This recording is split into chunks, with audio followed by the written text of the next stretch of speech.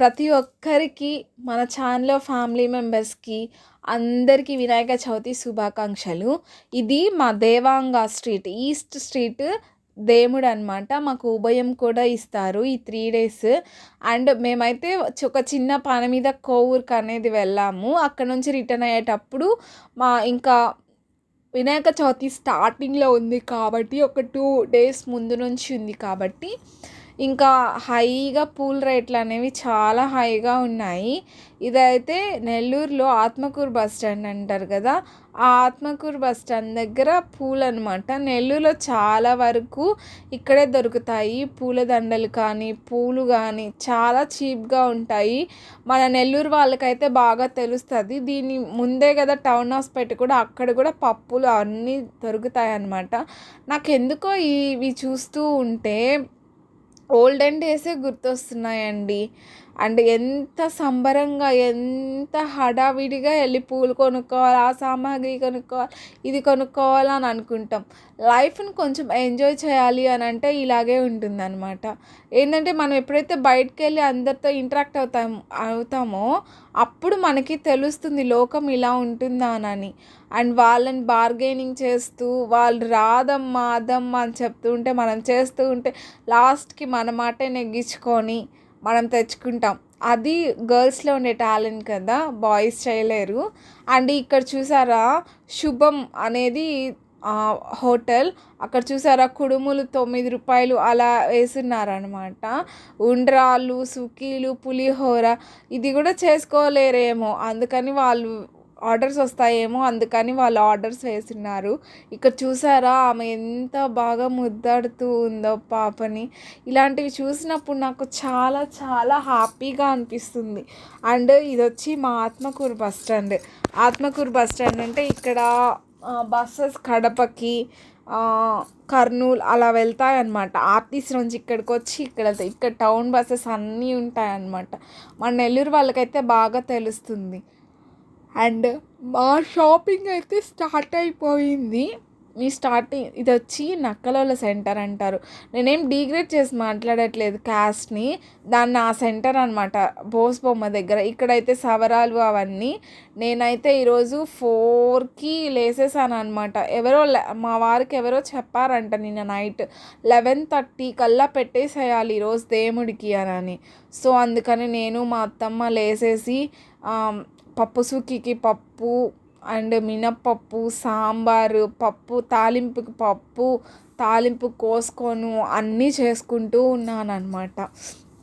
And మా అత్తమ్మ వెళ్ళారు, ముగ్గు పెడదామని వెళ్ళారు. వెళ్తే చూడండి వాన పడుతూనే ఉంది. కాసేపు పడలేదు అని అనుకుంటే అయినా కూడా పడుతూ ఉందన్నమాట. అన్నీ చేసాం. మా ఇంట్లో ఇస్తరు వేస్తారు కాబట్టి ఏమేమి వంటకాలో చూపిస్తాను రండి. మా ఇంట్లో పాయసం, పప్పు సుక్కీలు, సాంబార్, కుడుములు, పూర్ణం కుడుములు, పప్పు, నెయ్యి, తాలింపు, ఇన్ని వెరైటీస్ చేసుకొని దేవుడికి విస్తరేస్తామన్నమాట. అండ్ మీకు ఒకటి తెలుసా, మాకు చాలా డిఫరెంట్ ఆచారం అనేది ఉందన్నమాట. అంటే మా వాళ్ళు మొగ్గం అదే హస్బెండ్ వాళ్ళ అమ్మ వాళ్ళు మగ్గం అనేది నేస్తారు కదా మా అత్తమ్మ వాళ్ళు. సో మీరు చూస్తే అక్కడ స్వామికి అక్కడ రాముల వారి పటం కానీ, లేకపోతే వెంకటేశ్వర స్వామి పటం కానీ చూస్తే ఎల్లోగా కనిపిస్తుంది కదా, అది పత్తి ఉంటుంది కదా, విత్తనాలు తీయకుండా వాటిల్ని రంగు పసుపులోకి ముంచి అలా పెడతారనమాట. అండ్ మేమైతే దీనికి కూడా విస్తరి వేస్తాము. ఇస్తరి అనేది చూసారు కదా, దేవుడికి అయితే అన్నీ చెల్లించుకొని ఏమేమి తెచ్చుకుంటామో సామాగ్రి అన్నీ పెట్టేసుకుంటామన్నమాట. పెట్టేసుకొని మా ఇంట్లో పెద్ద దిక్కు మా మామయ్య కాబట్టి మా మామయ్య చేత మా అత్తమ్మ టెంకాయ కొట్టిస్తున్నారు. అండ్ పెద్ద దిక్కుకే మనము ఫస్ట్ వాళ్ళే కొడితే చాలా మంచిది. అండ్ నేనైతే ఇక్కడ ఫస్ట్ దీపం వెలిగించుకున్నాను. అండ్ మనం దీపం వెలిగించేటప్పుడు ఒక స్లోగన్ అయితే చదవాలి. అదేంటంటే శుభం కరోతి కళ్యాణం ఆరోగ్యం ధన సంపదం శత్రుబుద్ధి వినాశాయ దీపజ్యోతి నమోస్తుతే అనే స్లోగన్ అనేది చదవాలన్నమాట. ఈ అర్థమైందంటే దీపం ఎల్లవేళలా బాగా వెలుగుతూ ఉండాలి. అండ్ శత్రుబుద్ధి అంటే మన మీద ఎవరన్నా శత్రువులు ఏదన్నా చెడు బుద్ధి అంటే అదంతా పోవాలి. నాకు ధనము అంతా నా ఇంటికి సమకూరేటట్టు చూడండి అని అనేది చెప్పాలి. నేను ఎక్కడో విన్నాను. ఇది ఇదే దాని మీనింగ్ అయితే ఇలాగే వస్తుంది. అండ్ ఇది మీరు కూడా నేర్చుకొని చెప్పుకోండి, చాలా మంచిగా ఉంటుంది. అండ్ నేనైతే మేనిఫెస్టేషన్ కూడా చేస్తున్నాను. త్వరలో అవి కూడా వీడియోస్ తీస్తాను. అండ్ మేమైతే దేవుడికి పెట్టేసుకున్నాము. మోక్షి బాబు నిద్రపోతూ ఉన్నారు.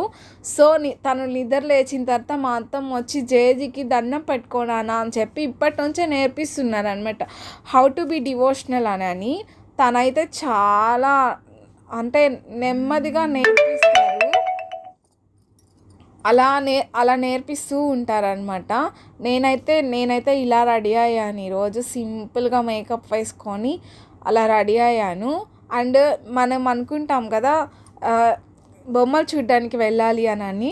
నేను మన్బోల్లో ఉంటాను కాబట్టి ఈరోజు మన్బోల్లో ఈ వినాయకుడిని పెట్టారు. అండ్ ఇది వచ్చి చాలా గ్రాండ్ లుక్ ఇచ్చింది, చాలా గ్రాండ్గా కూడా ఉంది ఇది. అండ్ ఫొటోస్ తీసుకున్నాము. మోక్షి కన్నయ్యకి కూడా ఫొటోస్ తీద్దాము అనుకొని నిలబెట్టాము. ఏంటంటే మోక్షి కన్నయ్య ఎవరి దగ్గరికి వెళ్ళాడు అనమాట. తను ఓన్గా తనే వెళ్ళి ఆడుకోవాలి అంటాడు. ఎక్కువ క్రౌడ్ని చూస్తే కొంచెం షైగా ఫీల్ అవుతాడు అనమాట. చూడండి ఎలా ఉన్నాడో. ఇంత డీసెంట్గా అయితే ఉండడు మోక్షి కన్నయ్య. నిలబడి చూడడం అలా అంతా ఉండడు, చాలా అల్లరి చేస్తాడు. ఈసారి నేను చూపిస్తాను తన అల్లరి ఎలా ఉంటుంది ఏంటి అని. చాలామంది ఇలా వచ్చి అలా గుర్రాల మీద అక్కడ ఫొటోస్ తీసుకుంటుంటే చాలా హ్యాపీగా ఉంటుంది. అండ్ గర్ల్స్కి చాలా డ్రీమ్స్ ఉంటాయి కదా, హ్యాపీగా వెళ్ళాలి అంటే హస్బెండ్తో ఉండాలి. నేనైతే ఈ ఇయర్ మోక్షితో వెళ్ళాను. లాస్ట్ 2 years నేను వెళ్ళలేదు. ఫస్ట్ ఇయర్ ఏమో నేను ప్రెగ్నెన్సీతో ఉన్నాను, అందుకని తీసుకెళ్ళలేదు. సెకండ్ ఇయర్ మోక్షి వచ్చినాడు కదా, అందుకని వెళ్ళలేదు. ఇప్పుడైతే మోక్షితో పాటు వెళ్ళాను. I'm so happy. ఆ బైక్లో వెళ్ళేది వచ్చి మా ఇంటి పక్కన వాళ్ళు అనమాట. మేము చూడ్డానికి వెళ్ళాం, వాళ్ళ పిల్లని చూపించడానికి వెళ్ళారు. చూడండి, నేనైతే కనీసం ఒక 6-7 వినాయకాస్ అయితే నేను చూపించాను కదా మీకు. అండ్ మీరు ఎలా జరుపుకున్నారు, మన ఫ్యామిలీ ఎలా ఉంది అసలు. అండ్ ఇంకొకటి ఏంటి అంటే, నేను మర్చిపోయి ఈరోజు వినాయక చవితి రోజు చంద్రుడిని చూడకూడదు అంటారు కదా, నేనైతే చంద్రుడిని చూసేసాను. అండ్ దానికి ఏం రెమెడీస్ చేయాలి అని అంటే, మనము చూసి అలాగే ఉండిపోకూడదు అనమాట. అలా ఉండకుండా మనము ఇది సమంతకమణి కృష్ణుడు ఎలా తీసుకున్నాడు, ఎలా నీలాపనిందలు మోసారు అనే కథ వినాలి, అక్షంతలు వేసుకోవాలి, అంతే. అక్షంతలు ఎక్కడ దొరుకుతాయి అని అంటే, పూజ చేస్తారు కదా, మనం దేవుడి దగ్గర పూజ చేసినప్పుడు ఆ అక్షంతలన్నా యూస్ చేసుకోవచ్చు. నేనైతే అక్కడ యూస్ చేసుకోలేదు, అంటే నేను వేయలేదు అక్షంతలు అనేవి. అందుకని మా గుడి దగ్గర వినాయకుడిని పెట్టారు కదా, అక్కడ అక్షంతలు ఉంటే అవి తీసుకొని వచ్చి ఆ వ్రతం అంతా చదువుకొని విని నేనైతే అక్షంతలు వేసుకున్నాను. అండ్ ఈరోజు 3rd day. మా బొమ్మ ఎవ్రీ ఇయర్ 3rd day అంతా తీసేస్తారనమాట, అంటే నిమజ్జనానికంటే తీసేస్తారు. ఎందుకంటే కొన్ని ఇయర్స్ ముందు ఏదో క్లాష్ వచ్చింది ఈ బొమ్మకి వేరే బొమ్మకి, అందుకని మా వాళ్ళు 3rd day తీసేస్తారనమాట. అండ్ ఇదంతా దేవాంగ యూత్ అండ్ బాయ్స్ చూడండి ఎంత ఎంజాయ్ చేస్తున్నారో. అండ్ నాకైతే అనిపించింది, బాయ్సే కాదు కొంచెం గర్ల్స్కి కూడా ఫ్రీడమ్ ఉండాలి అనేది. అంటే గర్ల్స్కి కూడా ఉంటుంది కదా లోపల ఇంటెన్షన్, కొంచెం ఎంజాయ్ చేయాలి, ఆడాలి, పాడాలి అని. అది కొంచెం ఇచ్చుంటే మా వాళ్ళు బాగుండే అనిపించింది.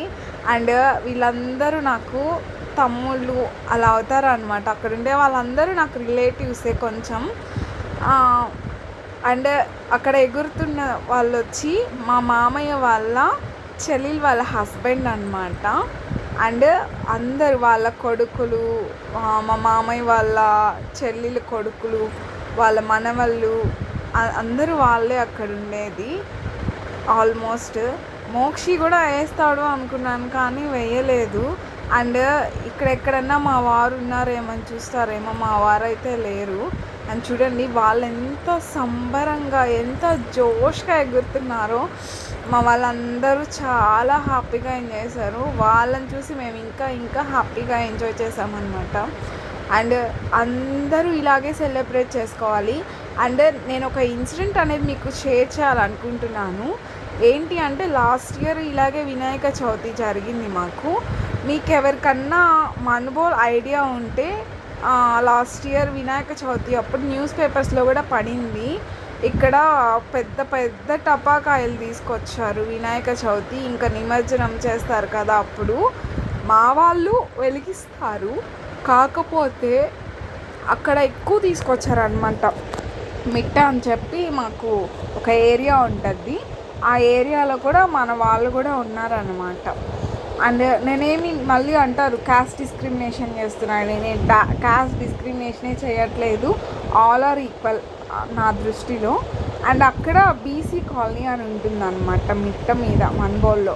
అక్కడ నిమజ్జనం చేసే రోజు వాళ్ళు ఉభయాలు అందరూ అంటే మాకు ఇక్కడ ఎవరైతే దేవుడి దగ్గర పూజిస్తారో వాళ్ళు నైట్ పడుకోవాలి కదా, దేవుణ్ణి ఒక్కటే వదలకూడదు, వాళ్ళకి కంకణాలు కట్టుకుంటారనమాట.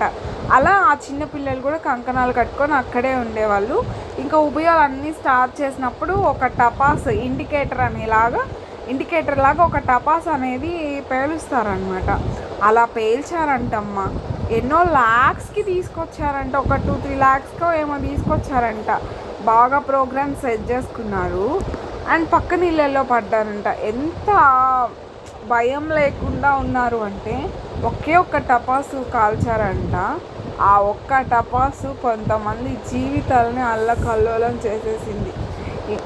మా రిలేటివ్ అంటే మా మామయ్య ఉంటారు కదా, వాళ్ళ చిన్నమ్మ కొడుకు వాళ్ళ చిన్నమ్మ మనవడికి అన్నమాట. వాడికైతే అక్కడ ఉండే చాలామందికి ఆ టపాసులు అంత పెద్దగా పేలేసరికి ఆ టపాసు రవ్వపోయి కొన్ని టపాసుల మీద పడిపోయి అది ఒక బాంబ్ బ్లాస్ట్ లాగా వచ్చేసిందనమాట. అబ్బా ఎందుకులేండి, అక్కడ కార్స్ అయితే ఏమి, గ్రిల్స్ అయితే ఏమి, ఇల్లు షేక్ అవ్వడం, ఒక ఎర్త్క్వేక్ వచ్చినట్టు అయిపోయింది.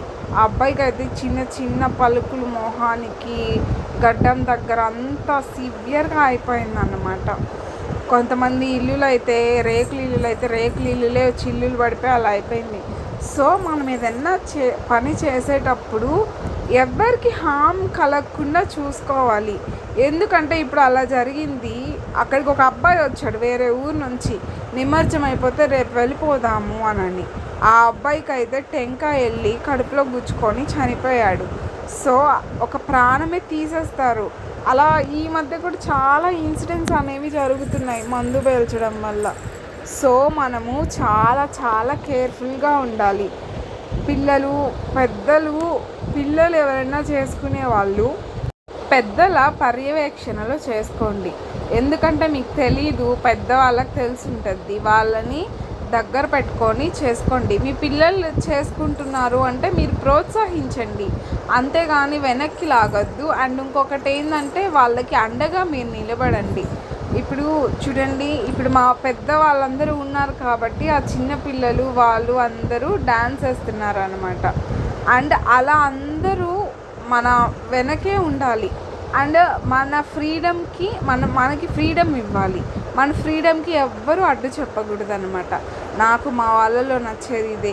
వాళ్ళు ఎంజాయ్ చేస్తారు, తల్లిదండ్రులు పిల్లల్ని ఎంజాయ్ చేయమంటారు, తల్లిదండ్రులు ఎంజాయ్ చేస్తారు. అదొక పెద్ద కల్చర్ లాగా మనం చూసుకోవాలి. అండ్ ఇంకొకటి ఏంటంటే, నేను క్యాస్ట్ డిస్క్రిమినేషన్ లేదు అన్నాను కదా, ఎవరైనా రావచ్చు, ఎవరు బొమ్మ ఎత్తుతుంటే ఎవరైనా రావచ్చు, ఎవరైనా ఎగరచ్చు. అలా ఉండాలి. మా వాళ్ళు అందరినీ అలౌ చేస్తారు, కానీ మా వాళ్ళు ఎవరి దగ్గరికి వెళ్ళరు. ఓకేనా? అండ్ ఇంకొకటి ఏం చెప్పాలనుకుంటున్నానంటే, అందరికీ హ్యాపీ వినాయక చవితి. అందరూ మంచిగా సెలబ్రేట్ చేసుకోండి. అండ్ బొజ్జ గణపయ్యకి కడుపు నిండా కుడుములు, మోదకాలు అండ్ పప్పు సుక్కీలు అన్నీ పెట్టండి. కడుపు బాగా నింపారనుకో మనకి హ్యాపీగా ఉంటుంది. పిల్లల టర్న్ అయిపోయింది. ఇప్పుడు పెద్దవాళ్ళ టర్న్ వచ్చిందనమాట.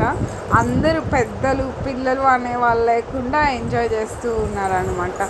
అండ్ ఈ వీడియో చూసిన వాళ్ళు ఇలా ఎవరైతే ఎంజాయ్ చేసి హ్యాపీగా ఉన్నారు, మేము కూడా ఇలా ఎంజాయ్ చేయాలి అనుకుంటే నెక్స్ట్ ఇయర్ వినాయక చవితికి మా ఇంటికి వచ్చేయండి. 3 days మా ఇంట్లో ఉండండి, బాగా ఎంజాయ్ చేయండి, వెళ్ళండి. 1:30 అయిపోయింది ఈరోజు అయితే. అండ్ చాలా హ్యాపీగా జరుపుకున్నాము. మా వాళ్ళు ఉభయాలు ఇస్తారు. అండ్ లాస్ట్ రోజు లడ్డు వేలం పాట అయితే పాడరు. లడ్డు మా వాళ్ళు మేమే పంచేసుకుంటాము. అంటే ఎవరైతే కొంటారో వాళ్ళే మాకు కొంచెం కొంచెం పెడతారనమాట. అంటే ప్రసాదం అందరికీ పెట్టాలి అనే దాంట్లో వాళ్ళైతే ఎవ్వరు లడ్డు వేలం పాట అయితే వేయరు. మేము పెద్ద బొమ్మ పెట్టాము, చిన్నగా పెట్టుకొని ఎంజాయ్ చేసుకొని ఫ్యామిలీస్ అందరూ హ్యాపీగా ఉంటాము. అందరికీ వినాయక చవితి శుభాకాంక్షలు.